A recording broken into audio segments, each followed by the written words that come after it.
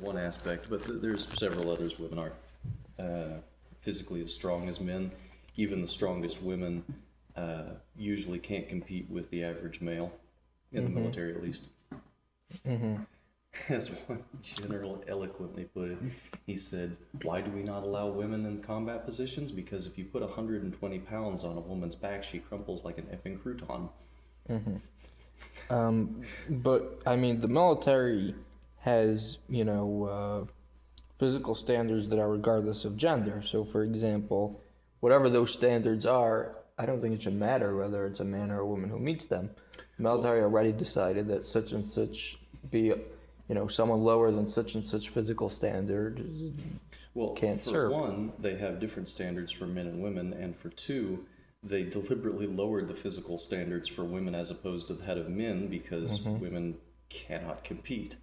For instance, the minimum amount of pull-ups, I believe for the Army, yes, I believe for the Army, is 10.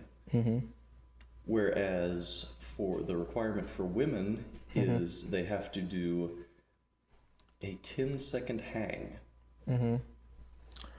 But don't you think that just to fire a gun, meaning you really just need to be able to pick up the gun and fire it and, carry it and so on. And There's many things that are nuanced about the operation of firearms. You have to be able to aim well. You have to have a steady hand, which those two kind of go together, but they are separate. One has to be able to keep the weapon on target without it bumping around too much.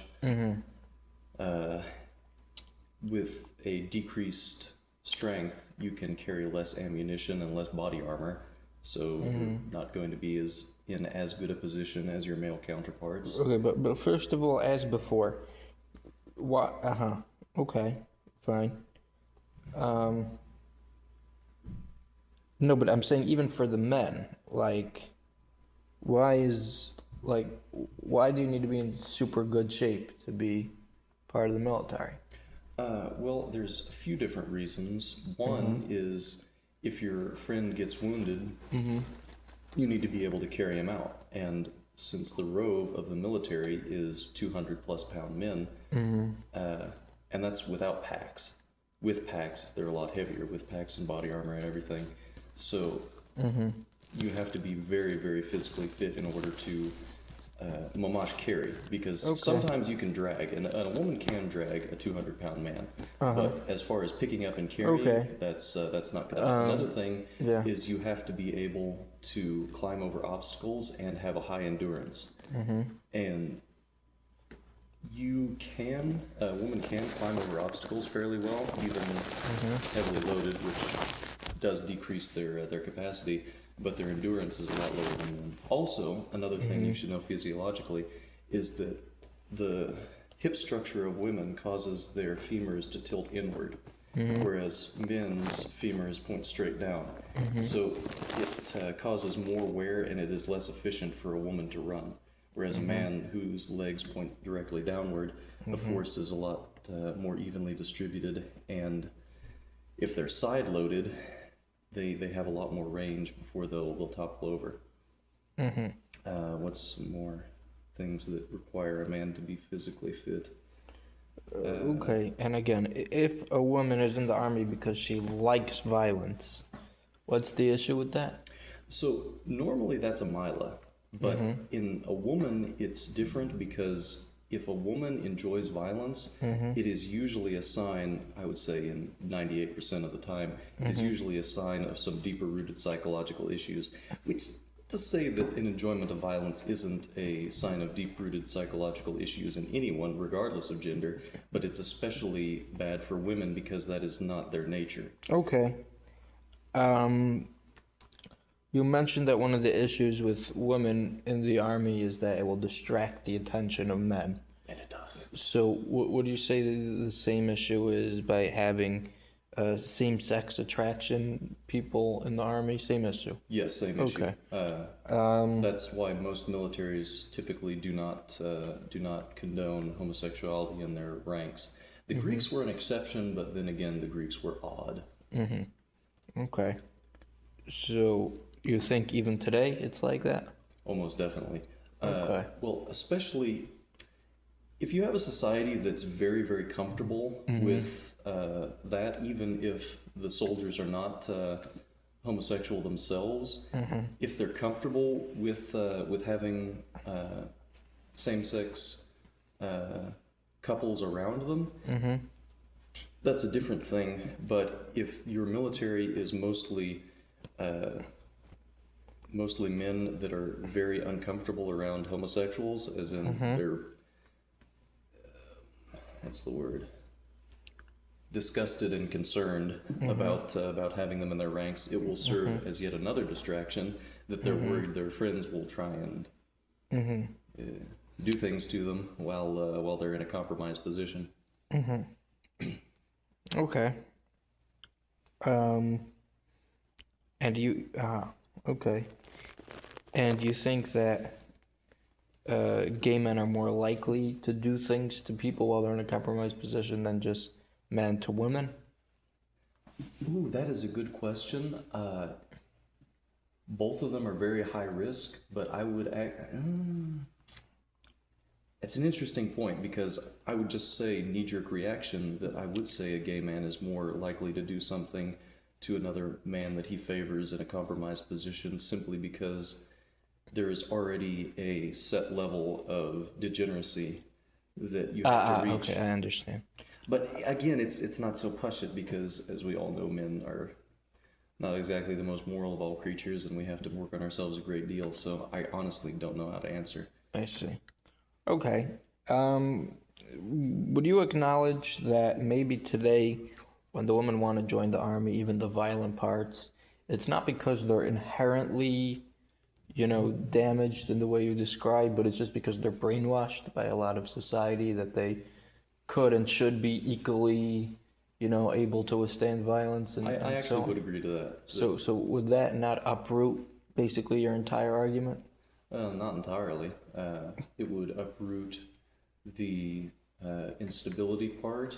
It would uproot. Yeah, that's pretty much the only thing. Yeah, but then you'd be okay with all women battalions. No, because they'd get squad wiped. Okay. Well, that's another reason that men have to be more physically fit. Is Well, but because you'd allow all women battalions for women who passed the physical test for men. even then, no, because then you have to deal with, well, our entire women division just got captured, and Yeah, but why would they get captured? They passed the training just as well as any random man division did. Meaning the same way that you'd allow a men's division with such and such test scores, I'm asking if we get even a small division of women who pass such and such test scores, so they're not more likely to be captured than men are. well, there's another sub-factor of testing that you'd have to put them through, and that's tenacity, because women naturally are more submissive. And But the ones that are, because there are some that are. So we could get a nice little, a group of military women that have all the qualifications. all the qualifications. There's enough to make a little, a few squads like that. So if they have basically giving you everything, they have the perfect qualifications for women that they are almost up to the standards of the men. Mm-hmm. So basically, you have a unit of inferior soldiers. Why would you want that? No, they're not inferior. They've All passed all the They meaning passed all the the same way, like I said, the same way that people with such and such test scores, if they were men, you'd be okay with such a squad. So why are you not okay with just because they happen to be women? They must pass all the tests Yeah. to the same standards as men. I don't think you could form such a squad. A squad just means 12 people. If you could find 12 women the world over that could pass the same standards in all areas. Or at the very least have equal standards because of other, because of other abilities. You're saying they might exceed in one while not being quite. Yeah, but at the end of the day, equal. And Well, then. No.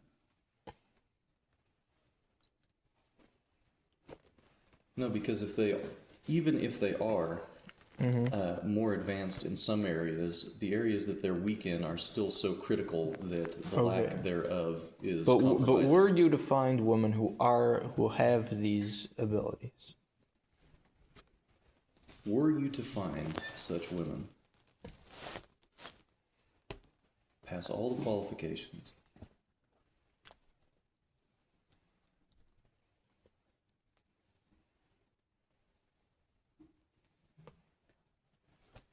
yeah, I'd allow it. Okay. It would have certain tactical benefits on the battlefield. There, It'd be very demoralizing to the enemy to know that a battalion of women just wiped them out.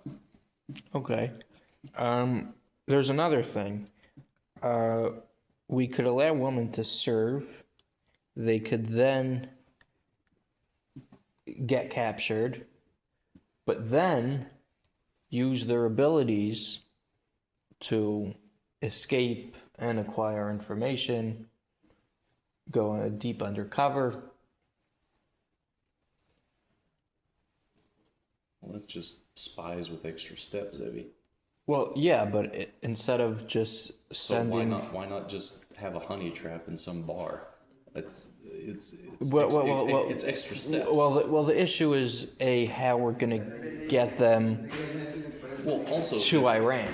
you have to take into account that which is the enemy going to be more suspicious of? A enemy that they literally know is part of their opposition versus a woman they met in a bar that appears to be a local. Well, It no, doesn't make sense here, good, Timmy. but there's only a limit to how many women who look like Iranians that you could send deep undercover.